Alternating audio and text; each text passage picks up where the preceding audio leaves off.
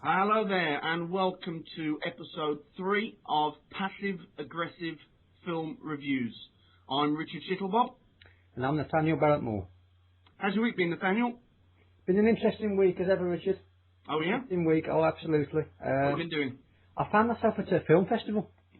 Okay. Quite appropriate, obviously, given the nature of our programme. Absolutely. Met some interesting people, as you do at these bashes. I know you've often commented on the celebrities that you met in the past. I do like to mingle. Oh, I know you like to mingle. With the famous and the good. I know you said you feel at home with the A1 celebrities. I certainly feel more comfortable in their presence than I do with the great unwashed. Well, as you would, I'm a little less humble in proceedings, Richard. But I did meet some interesting characters nonetheless. Go on, far away. I'm intrigued. Well, I'll come to the most interesting one last, but I met briefly Ray Winston. Oh, really? Yeah. The geezer? The geezer. The West Ham fan. Indeed, yes. Yeah. Yeah, he's as obnoxious as you imagine him to be honest with you. Yeah, you know what. I wish he didn't know who I was and I had to introduce myself. I don't suppose I can criticise him for that, but he didn't want to engage in conversation. I got a few cockney jibes and that was about it, really. Now, I've always heard that he's a genuine delight. Absolute nonsense. No, the guy isn't a crass idiot. Could that just be because he was talking to you? No, I don't think that was the case. No, I don't think that was enough. I don't think you can call him, criticise him for talking to me. No, I think that was absolutely fine. It was his lack of speech, really, towards me that you can perhaps criticise. So he was rude? Not even rude, he was just sort of, he didn't want to engage. Disinterested? Disinterested, that's it. You got the correct label there, Richard, yeah. Yeah? Surely, you're at a bash, you're going to mingle, you've got to see people you know, people you don't. Surely you treat them all with respect and make a bit of time for everybody, don't you? But Mr. Winston didn't seem to want to do that. So we'll forgive him for that. Sometimes I've been at an occasion. Yeah? And I've been forced to talk to somebody that I deemed to be a nobody. So, maybe Ray was just having similar thoughts. Perhaps he was. I don't think he deserves credit on that, and neither do you. Okay. That's a different topic. All right. But to come to, I met a couple of interesting people, but I didn't really engage in conversation, so there's no point banging on about it. But I did get to meet the great Clint Eastwood. Wow. He's as enigmatic off-screen as he has on-screen, Richard. The man is an absolute delight. Can he still hold his bladder? I don't know. I'm not sure of his toilet activities, to be honest with you. I'd have thought somebody like you would been intrigued about that kind of thing. Oh, don't be so crass, Shittlebob. Goodness me. I may well have different proclivities to you, but it doesn't mean I follow people into toilets. No, the man was an absolute delight. He's rugged. He's handsome. He's charismatic. Everything that you see on screen is off screen. He was engaging. Yeah. And of course, I couldn't help myself, Richard. I hope you forgive me, but I couldn't help but bring the subject up of what we were discussing a couple of weeks ago. If I can bring that to your memory. And what was that? Remind me. Do you remember we were discussing Dirty Harry in our classic film? Oh, yeah, of course, yeah. And you were broadcasting your confusion about feelings over seeing Mr. Eastwood on screen. I know we put it down to the Earl Grey. I know we kind of... Well, yeah, we put that to bed. That's clearly... I was intoxicated by the bergamot in the 5 cups of Earl Grey that I'd been drinking. Well, for the sake of the discussion, and obviously I've met Mr. Eastwood, and I wanted to get his take on things. And he had an interesting take on it, Richard, if you'd like to hear. It seems like I've got no choice. Well, you haven't really, no, I've just been polite. He said it's not an unusual phenomenon. He says he's aware that men, women do find him attractive, and it's always flattering. And he said that if you did have any feelings of that nature, just to go with them and not be ashamed of them. I thought that was quite a noble response. Now, did you by any chance show him a picture of me? No, I didn't. I don't carry photos around with my body. Well, no, we get on okay, but I don't have photographs of you, Richard, now. Oh, okay. No, just a thought. No, would you want me to? I would have been interested to know if him seeing me invoked similar feelings yearnings in him. That would have been interesting, absolutely. I can't regret that now. What a great call. Yeah, well, because in many ways that could have suggested that we were, perhaps soulmates that had just never happened to have met. Absolutely, that possibility is always there, isn't it? I might use some of my contacts and send a photo to his agent. You never know your luck. See if I get a response. You never know your luck. I don't think Clint's leadings lean that way. If you nor do mine. You don't score, do you? Nor do mine, Nathaniel. I know they don't, exactly. Which makes... I don't care for your insinuations. Well, I don't really care for you or not caring, but... Anyway, tell me about your week. What, you want to know about my week? I'd love to know about your week, Richard, yes. Okay, well, I've been alone this week. Yvonne, the lovely Yvonne, she's been in France. Okay. Not through choice, of course. It was a work commitment. She's president of the GSPS, which is the Granny Smith Preservation Society. Because I don't know if you know this, Nathaniel, but Granny Smiths are actually dying out. And it's time that people heard about it. Because all we do is we just pick, people pluck them off the trees, we wolf them down, and we don't really think about them. But they're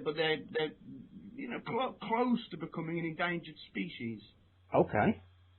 So that's what she's in France for. Right. Now she's reported back that she's feeling a little bit homesick. Yeah. And that if she's forced to eat another slice of horse meat, she may well just die. That's her words. Those Frenchies, they like the horse meat, don't they? Well, but I mean, Yvonne is a vegetarian. Oh, no. I disapprove, but it keeps her breath fresh. But, of course, there's no concept of vegetarianism in France, so she's forced to dine on flesh. Well, they're clearly all animals, aren't they? It's either horse or foie gras or any other disgusting kind of meat or animal product that you can name. Not good, wholesome, pure British beef, for example. Well, absolutely. I'm not going to disagree with you. English beef is a fine export. But I'm interested in the reaction as the French people have been giving your good lady about promoting Granny Smith apples. But they love a Granny Smith. Even though it's got no meat content. They do eat vegetables and fruit as well. They just insist they just insist that every meal has some kind of meat. Rubbish. Involved. Funnily enough, this ties in a little bit with what you were just saying. Oh, well, in what way? Well, with Yvonne out of the house, I've found myself having strange yearnings. Oh, I like Richard Shittlebob's strange yearnings. Go on. Well, and it just so happens by coincidence that I've watched Dirty Harry 4 times in the past 5 days. Okay. Expectantly waits for the next. Well, I don't know why, but I'm alone, and my mind just said to me, Richard, put on Dirty Harry. 4 times out of the last 5 days. And did you glean anything different from the film? Any more strange yearnings, feelings? No, I think I'm over that. Oh, that's a shame. And to be honest, but by the 4th viewing, I was getting a bit bored. I kind of knew the plot by then. Not sore then. No, I was fully clothed. That's a shame as well. Now, last Sunday, this is on a totally different note. Yeah. My church, you might have attended this event. I didn't see you, but you might have been there. Go on. In some bizarre costume or other. My church picketed the local gay pride march. Oh yes, I was there. Yeah.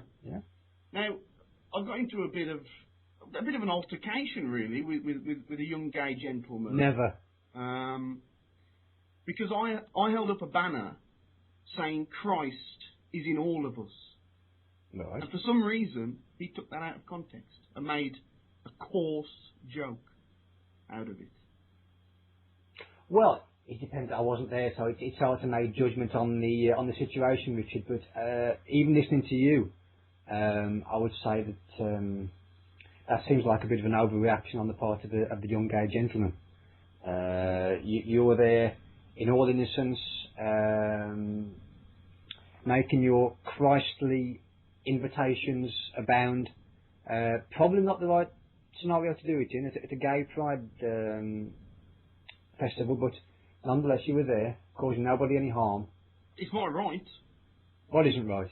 It is my right. It is your right indeed, absolutely. To protest peacefully.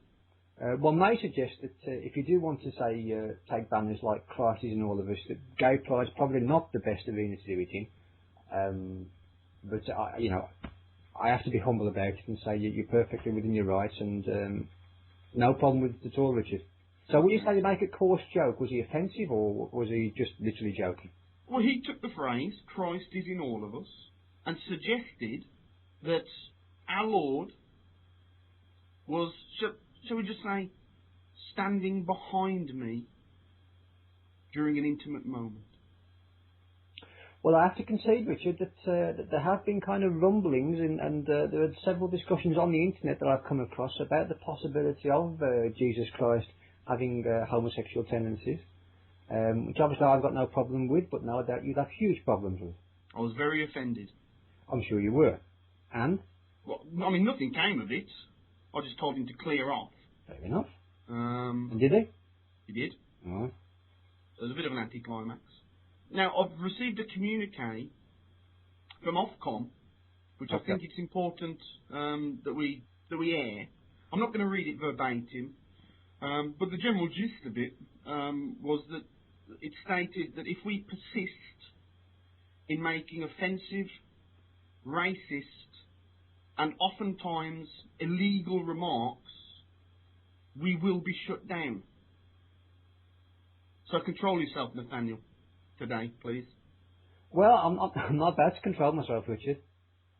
I'm not one to pander to the masses and to pander to authority at the best of times. And just because we're broadcasting stuff that people might find offensive, well, they've all got an off button, Richard. That's true, but we could make a gardening program, or we could do a TV guide program, but we might lose a few listeners. You told me last week that it was imperative that we gain viewers, not shed them by making remarks. We'll gain viewers by being who we are and not kind of pandering our opinions to make them palatable.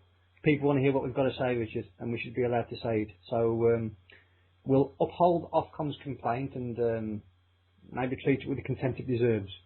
Let's move on. Yes, let's move on.